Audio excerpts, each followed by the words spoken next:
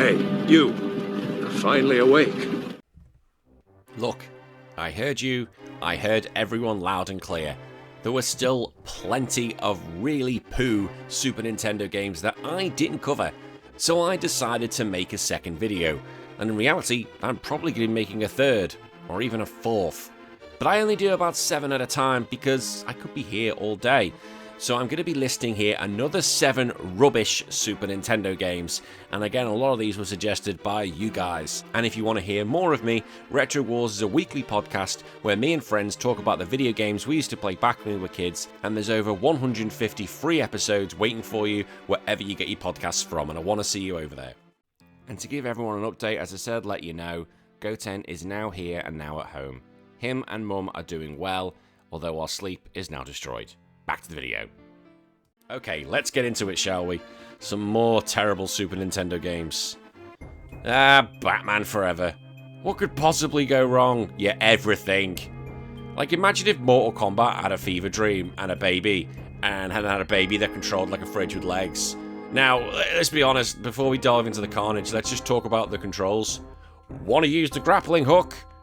Want to use the goddamn fucking grappling hook? Simple.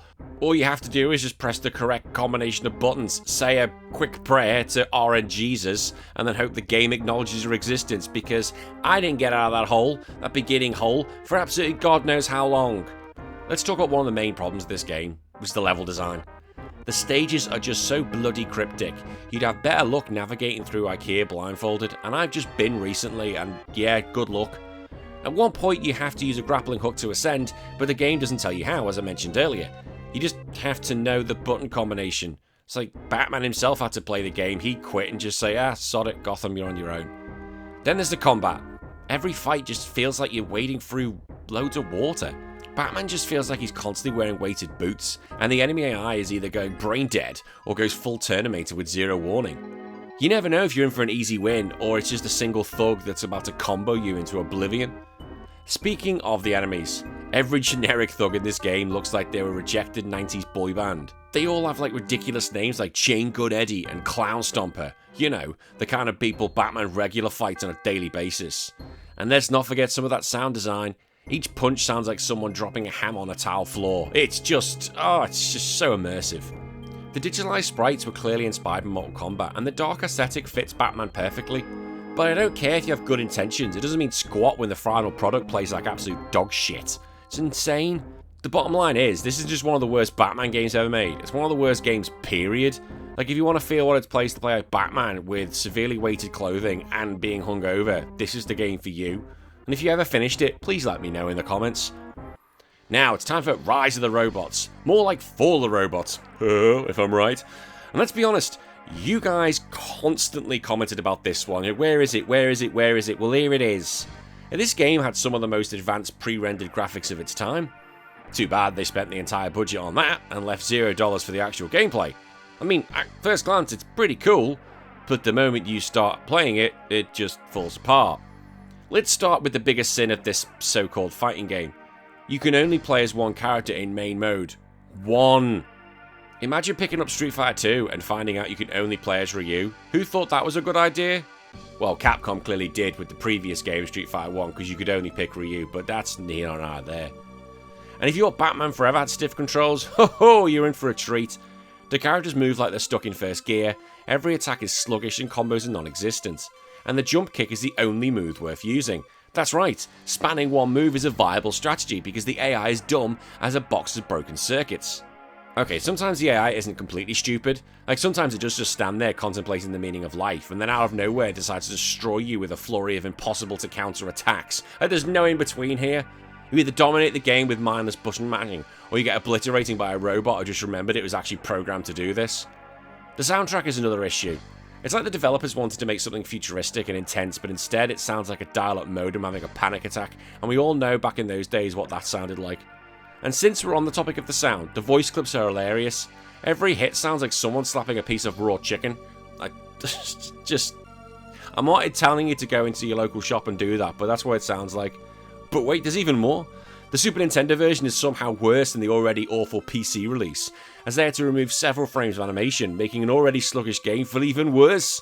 It's like watching a slideshow of disappointments. So let's recap. One playable character, sluggish controls, brain-dead AI, and an audio experience that'll haunt your dreams. This isn't just a bad fighting game, it's a bad anything game. Now, Lester the Unlikely. Let's meet Lester. He could be considered the world's first protagonist with a fear of being in his own game. Lester starts the adventure by tripping over his own feet. I'm serious. Imagine playing a game and the main character actively resists the idea of progressing. Lester's supposed to be a nerd who finds the courage throughout his adventure.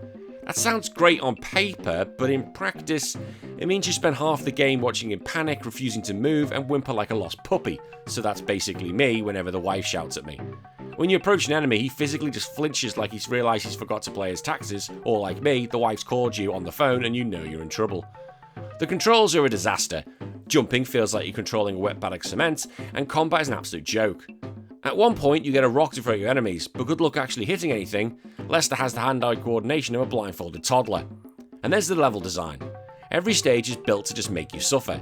You constantly get ambushed by enemies you couldn't possibly see coming, and the game expects you to make pixel-perfect jumps despite the awful controls. It's like the developers want you to fail, probably because they did. Maybe just they hate you. That's what this secretly is. They actually hate you all. Even the swimming mechanics are broken. At one point, Lester just gives up and drowns if you don't move fast enough. That's right, you can die from lack of enthusiasm. I could never see a protagonist more committed to being that useless.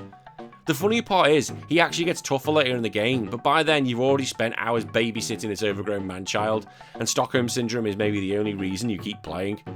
In conclusion, Lester the Unlikely is the ultimate what the hell were they thinking game. It's frustrating, poorly designed, and the only real challenge is resisting the urge to throw the cartridge out the window. If you ever wanted to play a platformer where your character is as scared of progressing as you are of continuing to play it, well congratulations, you found it. And if anyone does have a copy of this, send it to me through the post and I will happily burn it for you. Actually saying that I should have an oil drum ready for games I'm just going to get sent in the post. Mass burning of Super Nintendo games, I should love that. Now, let's talk about Brutal, Paws of Fury. A fighting game featuring martial art animals. It sounds really cool. It does, doesn't it? Wrong. So very wrong. Imagine Street Fighter, but instead of Ryu and Chun-Li, you get a sad-looking fox and a derpy rabbit. Now take away those buttery smooth gameplay and replace it with laggy animations and a difficulty curve that makes zero sense. Congratulations, you've just made Brutal, Paws of Fury. Now the first thing you'll notice here is the game looks actually pretty decent. The animations when fluid, when they decide to work, and the backgrounds are actually pretty nice. But don't be fooled. The moment you start playing, the cracks start to show. The hit detection is wildly inconsistent, meaning you could punch through an enemy and the game's just like, close enough. And the controls, oh boy, the controls. Ever wants to play a fighting game where your character only responds sometimes? Well, good news, this is the game for you, because this game's input lag is so bad you'll wonder if your controller's actually on strike. You'll try and do a simple move, and by the time the game registered it, your opponent has already kicked you into next week. Then there's actual combat itself, like you don't start with all your moves. No, you have to earn them. Like imagine this in Mortal Kombat.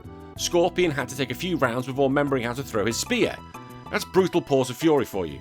The idea, albeit a stupid one, was to make the fights feel like a journey of self-improvement. Instead it makes every match feel like a tutorial that never ends. Also the AI is extremely baffling. Sometimes it's so passive it might as well be watching Netflix in the background, other times it suddenly activates Ultra Instinct mode and destroys you in second. Like there's no middle ground here, either you breeze it or you're going to get destroyed by a fox in a gi. And let's not forget as always that terrible sound design. Every hit sounds like someone smacking a cardboard box with a fish. The music is forgettable and the voice clips are so garbled it's like the characters are fighting underwater. See, it's not even fun like the characters in Star Wing or Star Fox, whatever you want to call it. That's funny. This is ridiculous. Like, Brutal Paws of Fury had the potential, but it ended up being an unresponsive, inconsistent mess. It's a fighting game that forgot how to fight. If you ever want to experience what it's like to lose a match due to bad hit detection instead of actual skill, well, this is the game for you. Now, Dream TV is about two kids trapped in a TV travelling through various worlds in a desperate attempt to escape. That sounds like a really cool concept. Well, it would be if it weren't for the fact the game plays like a rejected school project. Right off the bat, the biggest issue is that the screen is always split in two, even in single player mode. That's right, half the screen is permanently wasted on showing you where the other character would be if you were the second player.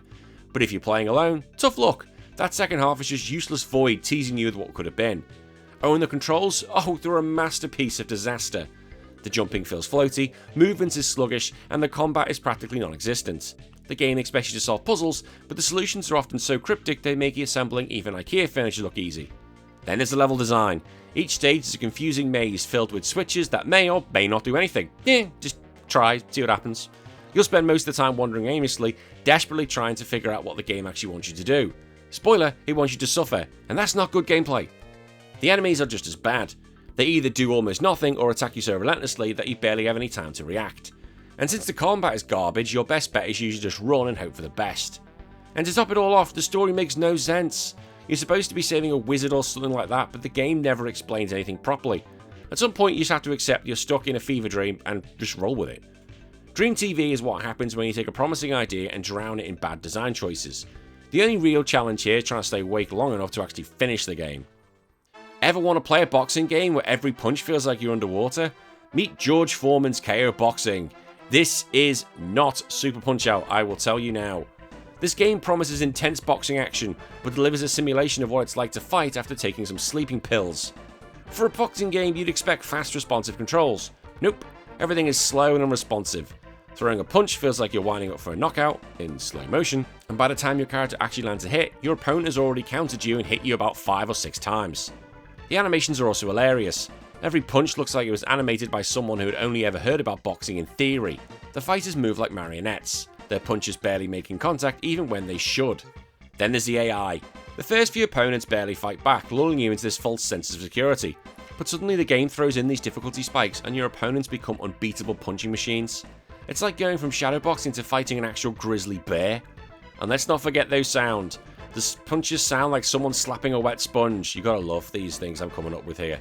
The crowd noise is just a low repetitive hum as if the audience is bored as you are. In summary, George Foreman, rest his soul, KO's boxing is just a slow, clunky mess. The best part of this game is seeing George Foreman's pixelated face on the title screen. Other than that, it's just downhill. And finally, we've got Street Combat, or as I like to call it, what the hell happened here? You see, this was originally a decent Japanese game called Ranma Half, but when it got localized, they replaced all the characters with generic, boring ones. Why? I don't know, who the fuck knows? But what we got was one of the most uninspiring fighting games ever made. You see, in Ranma Half, you had a cast of quirky martial artists from the anime, each with unique moves and personality.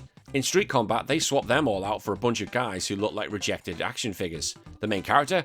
A guy named Steven. That's right, Steven. Not a ninja, not a cyborg, not a warrior, not a Seagal, just Steven.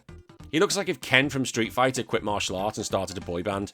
And the controls are just as bad. The hit detection is so bad you can throw punches through your opponent and the game just goes, nah, don't worry, not today.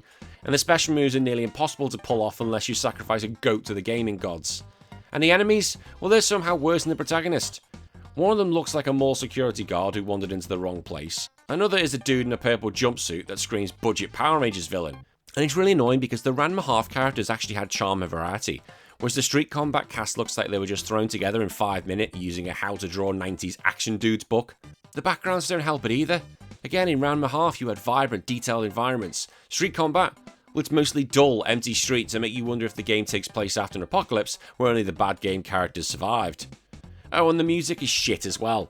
It's like someone gave a Casio keyboard to a cat and just recorded whatever happens. It's repetitive, grating, and somehow makes the game even feel cheaper than it already does. In the end, Street Combat is what happens when localization goes terribly wrong. Instead of keeping a fun, well-loved Japanese fighting game, they erased everything unique and left us with a bland generic mess. The only real fight here is against your patience as you try and play it. And there you have it, more Super Nintendo games that make you questioning and even our own existence. And as I said, I've probably got enough for a third video, and if there's ones I need to put in those ones, or even a fourth, let me know in the comments below. I'll see everyone for a few days where we're going to be doing another list. Until then, my name's been Danny, take care of yourself, bye bye.